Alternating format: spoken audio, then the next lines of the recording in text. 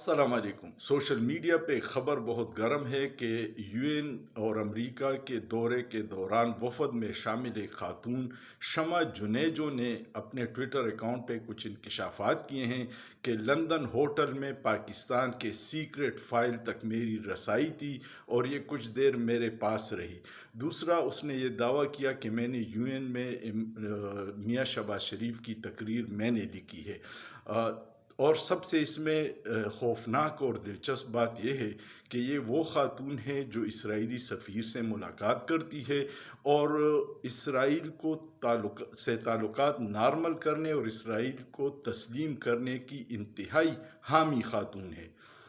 اس tweet پہ سفارتکار بڑے پریشان ہیں، ہر محب وطن بڑا پریشان ہے، مسلم لیگ نون کے لوگ خود پریشان ہیں کہ یہ کیا ہو رہا ہے۔